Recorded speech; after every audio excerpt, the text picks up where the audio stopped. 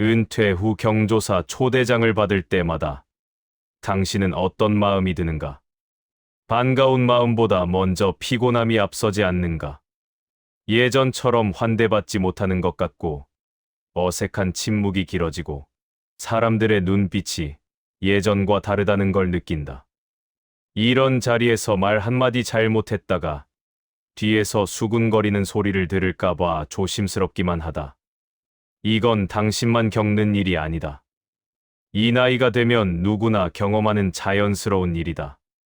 경조사 자리에 다녀온 뒤 괜히 마음이 무거워진 적이 한두 번이 아닐 것이다. 반갑게 웃으며 인사를 나누었는데 돌아오는 길에는 이유 없는 허탈함이 밀려온다. 말 한마디, 표정 하나 때문에 내가 작아진 느낌이 들 때도 있다. 사람들 속에 있었는데 오히려 더 외로워지는 순간이다. 그런데 많은 시니어들이 이 자리에서 실수를 저지른다. 좋은 뜻으로 한 말이 오히려 자신의 품격을 깎아내리고 관계에 금이 가게 만든다. 말하고 나서 후회하고 집에 돌아와서 뒤늦게 깨닫는다. 내가 왜 그런 말을 했을까 하고 말이다. 조선 최고의 실학자 정약용도 유배지에서 이런 고민을 했다. 사람들 앞에서 무엇을 말하고 무엇을 감춰야 하는지를 말이다. 그는 결국 침묵의 힘을 깨달았다. 오늘 이 이야기를 끝까지 들으면 당신은 경조사 자리에서 어떤 말을 해야 하고 어떤 말을 절대 하지 말아야 하는지 정확히 알게 될 것이다. 그리고 침묵이 어떻게 당신의 품격을 지키고 존엄을 회복시키는지 깨닫게 될 것이다. 이건 단순한 처세술이 아니다. 노년의 지혜이자 당신이 평생 쌓아온 인격을 지키는 방법이다. 지금 바로 구독과 좋아요를 눌러주세요. 이 영상이 당신의 노후를 바꿀 수 있습니다. 경조사 자리에 가면 가장 먼저 듣게 되는 질문이 있다. 자녀분들은 뭐 하세요? 이 한마디가 당신의 가슴을 얼마나 철렁하게 만드는지 나는 안다. 예전에는 이 질문이 자랑스러웠다. 아들이 대기업에 다닌다. 딸이 좋은 직장에 다닌다. 며느리가 괜찮은 집안 출신이다. 그런 말을 할 수 있었던 시절이 있었다. 하지만 지금은 다르다.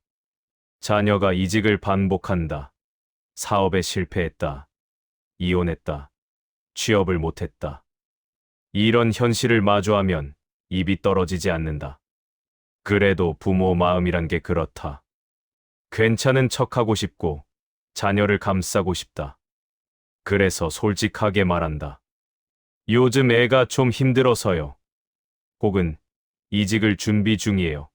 같은 말을 내뱉는다. 그 순간은 위로받을 것 같다. 사람들이 이해해 줄 것 같다. 하지만 현실은 냉정하다. 그 말을 들은 사람들은 겉으로는 고개를 끄덕이지만 속으로는 다르게 생각한다. 역시 그 집안도 별거 아니네. 자식 농사 망했구만. 이런 말들이 나중에 돌고 돈다는 걸 당신도 알고 있다. 정약용은 긴 세월의 유배 생활을 하면서 두 아들이 과거에 번번이 낙방하는 걸 지켜봐야 했다. 아버지로서 얼마나 마음이 아팠겠는가. 하지만 그는 그 고통을 밖으로 드러내지 않았다. 편지에서조차 자식의 실패를 변명하거나 남에게 하소연하지 않았다. 왜 그랬을까? 그는 알았던 것이다. 말하는 순간 자식이 세상의 평가 대상이 되고 자신의 권위마저 깎인다는 걸 말이다. 침묵이야말로 자식을 보호하는 방법이었다. 경조사 자리에서 자녀 이야기가 나오면 이렇게 대답하라. 잘 지내고 있습니다. 이 한마디면 충분하다. 더 묻는 사람이 있으면 각자 자기 일에 바쁘더라고요. 이 정도로 마무리하라. 구체적으로 설명할 필요가 없다. 당신이 자녀의 변호인이 될 필요도 없다. 침묵은 비겁함이 아니다. 자녀를 지키는 부모의 마지막 품격이다. 말하고 싶은 마음을 참는 그 순간, 당신은 진짜 어른이 되는 것이다. 은퇴 후 가장 민감한 주제가 뭔지 아는가? 바로 돈이다. 연금이 얼마나 나오는지, 자산이 얼마나 있는지, 생활비는 어떻게 충당하는지. 이런 질문들이 경조사 자리에서 은근슬쩍 나온다. 요즘 물가가 얼마나 올랐는지 아세요? 같은 가벼운 말로 시작해서 어느새 당신의 경제 상황을 캐묻는 대화로 흘러간다. 이건 당신만 느끼는 게 아니다. 은퇴한 시니어라면 누구나 겪는 불편한 순간이다. 그때 많은 사람들이 실수를 한다. 솔직하게 말해버리는 것이다. 연금이 생각보다 적게 나와서요. 병원비 때문에 여유가 없어요. 자식들한테 손 벌리기도 미안하고요. 이런 말들을 꺼낸다. 왜 그럴까? 위로받고 싶어서다. 나만 힘든 게 아니라는 걸 확인하고 싶어서다. 하지만 세상은 냉정하다. 당신이 경제적으로 어렵다고 말하는 순간 사람들의 태도가 미묘하게 변한다.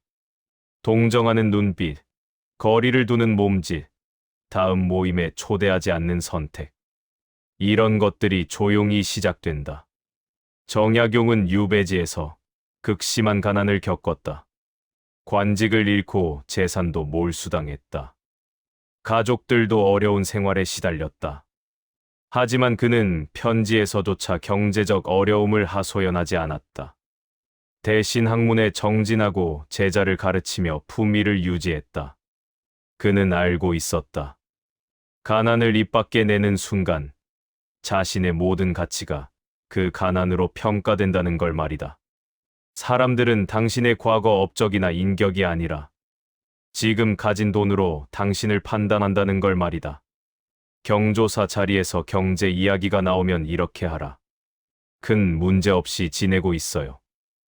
이 정도로 마무리하라. 구체적인 숫자를 말할 필요가 없다. 당신의 통장 잔고를 알려줄 의무가 없다. 어려움을 토로해봤자 누구도 당신을 도와주지 않는다. 오히려 무시당하고 소외될 뿐이다. 침묵은 당신의 존엄을 지키는 방패다. 또한 스스로를 낮추지 않겠다는 선언이다. 말하지 않는 순간 당신은 여전히 존중받는 어른으로 남을 수 있다. 이게 노년의 지혜다. 나이가 들면 자연스럽게 몸이 아프다. 무릎이 시리고 허리가 굽고 혈압이 오르고 당뇨가 온다. 이건 누구나 겪는 자연스러운 노화 과정이다. 그래서 시니어들이 모이는 자리에서 가장 흔한 대화 주제가 건강이다. 요즘 어디가 불편하세요? 이 질문 하나면 1시간이 훌쩍 지나간다. 약 먹는 이야기, 병원 다니는 이야기. 이런 대화들이 끊임없이 이어진다. 당신도 그렇게 살고 있지 않은가? 경조사 자리에 가면 자연스럽게 당신의 병을 꺼내놓게 된다. 처음에는 공감받는 것 같다.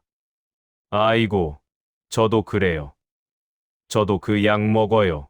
이런 반응이 나온다. 하지만 자세히 보라. 대화가 길어질수록 사람들의 표정이 피곤해진다. 당신의 건강 이야기를 듣는 사람들은 겉으로는 고개를 끄덕이지만 속으로는 다음 모임에 당신을 부를지 말지 고민하게 된다. 왜 그럴까? 아픈 사람은 약자처럼 보이기 때문이다. 돌봐줘야 할 것 같고 부담스럽고 불길하게까지 느껴진다. 이게 현실이다. 당신이 건강 문제를 자주 말할수록 사람들은 당신을 멀리한다. 정약용은 유배 생활 중 말라리아를 비롯한 온갖 질병에 시달렸다. 습한 남쪽 지방에서 18년을 보내며 몸이 완전히 망가졌다. 하지만 그는 편지에도 병을 구체적으로 언급하지 않았다. 가끔 몸이 좋지 않다는 정도만 간략히 쓸 뿐이었다. 왜 그랬을까? 그는 알았던 것이다. 병을 자세히 말하는 순간 사람들이 자신을 학자가 아닌 환자로만 본다는 걸 말이다. 동정은 받을 수 있어도 존경은 받을 수 없다는 걸 말이다. 그래서 그는 아픔을 삼키고 학문에 집중했다. 그게 그의 품격을 지켰다. 경조사 자리에서 건강 이야기가 나오면 이렇게 대답하라. 나이 값 타느라 여기저기 불편하긴 한데 그래도 견딜만해요. 이 정도면 충분하다. 구체적인 병명을 나열할 필요가 없다. 오히려 건강한 모습, 긍정적인 태도를 원한다. 침묵이 당신을 약자가 아닌 어른으로 만든다. 그래서 노후에는 건강보다 말을 먼저 관리해야 하는 것이다. 당신에게도 찬란했던 시절이 있었다.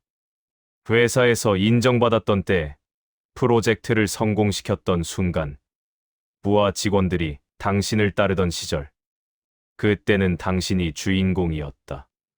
사람들이 당신의 말에 귀 기울였고, 당신의 조언을 구했다. 그 기억이 얼마나 소중한지 안다.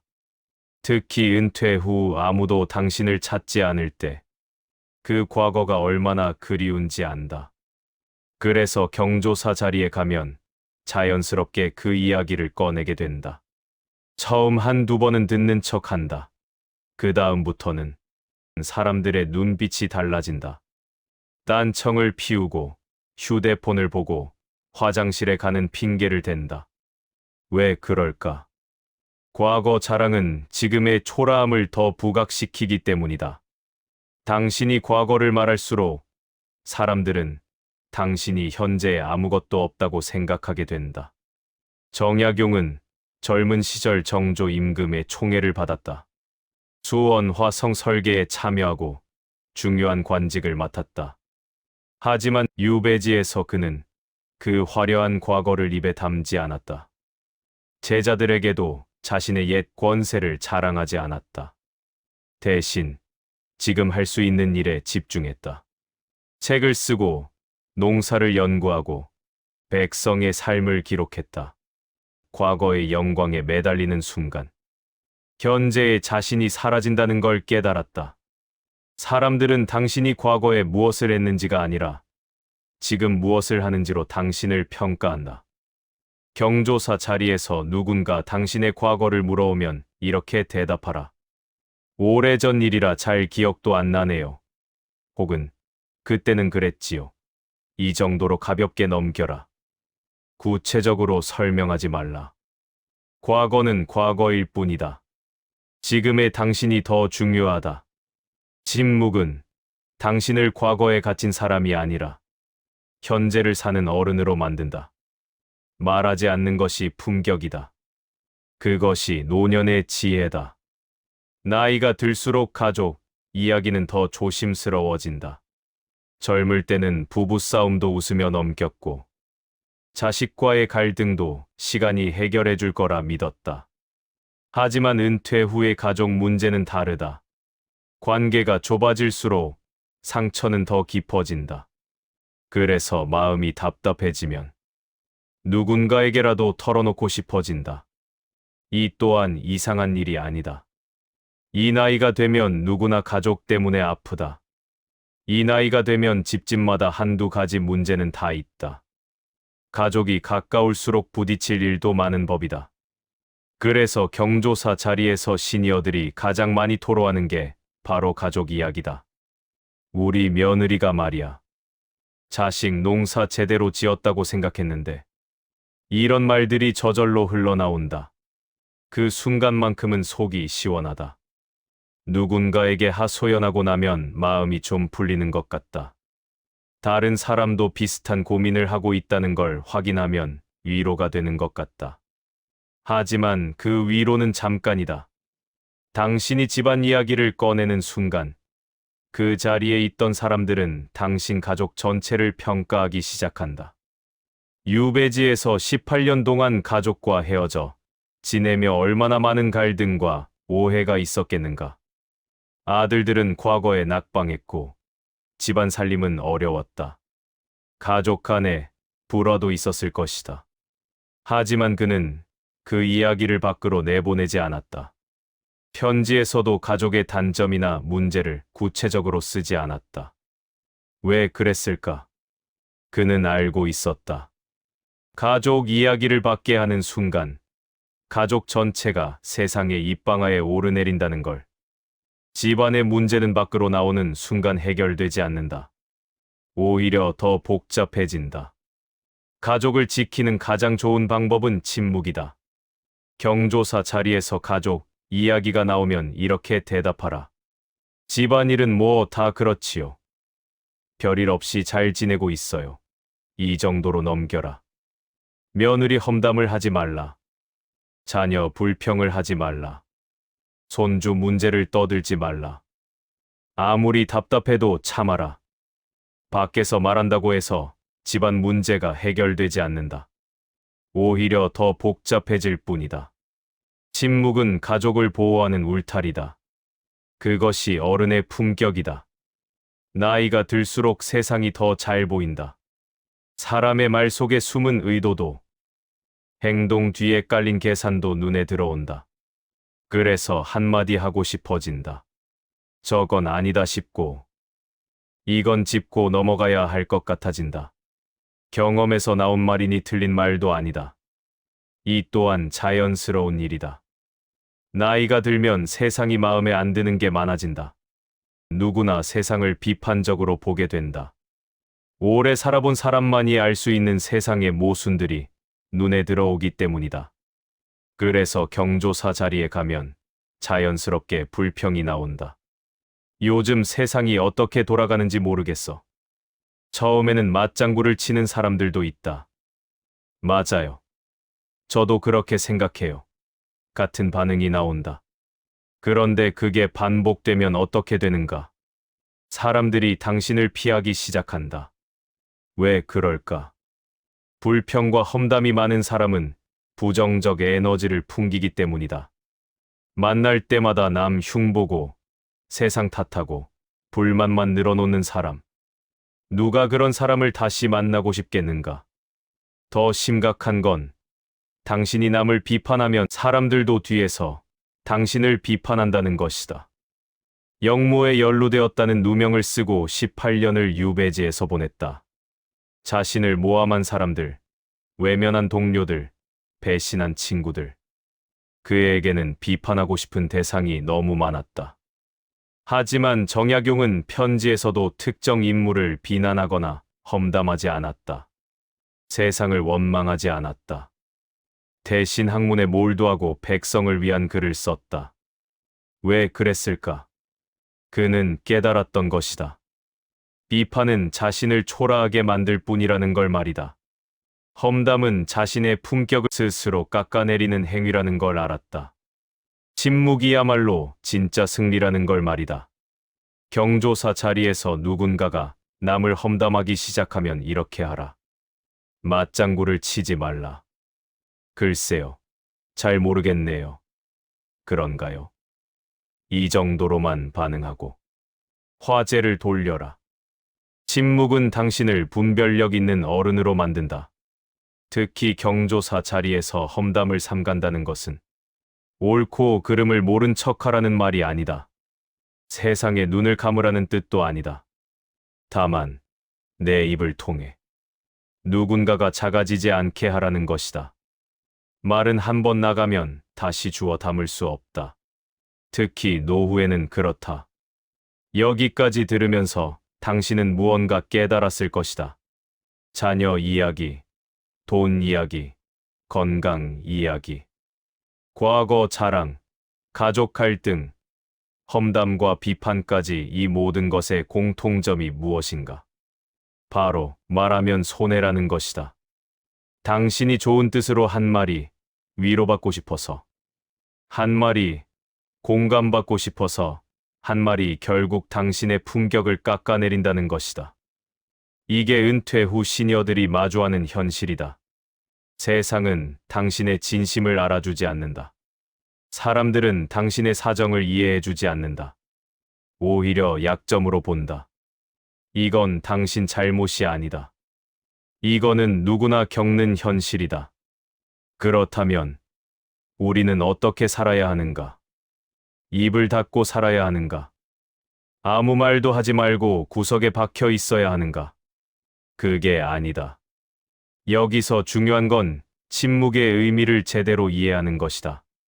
침묵은 패배가 아니다. 도망도 아니다. 침묵은 전략이다. 당신의 존엄을 지키는 방법이고 품격을 유지하는 힘이고 세상과 맞서는 무기다. 공자는 말을 삼가고 행실을 조심하라. 말이 많으면 실수가 많고 실수가 많으면 사람들이 당신을 무시한다는 뜻이다. 침묵이야말로 가장 강한 거리두기이다. 정약용이 18년 유배 생활을 견딜 수 있었던 이유가 침묵의 힘을 알았기 때문이다. 그는 억울함을 토로하지 않았다. 자신을 모함한 사람들을 비난하지 않았다. 가족의 어려움을 밖으로 드러내지 않았다. 대신 조용히 책을 쓰고 농사를 연구하고 제자를 가르쳤다. 그 침묵이 그를 조선 최고의 실학자로 만들었다. 만약 그가 유배지에서 불평과 하소연으로 세월을 보냈다면 어땠을까? 아무도 그를 기억하지 못했을 것이다. 하지만 그는 침묵 속에서 위대함을 완성했다. 이것이 침묵의 힘이다.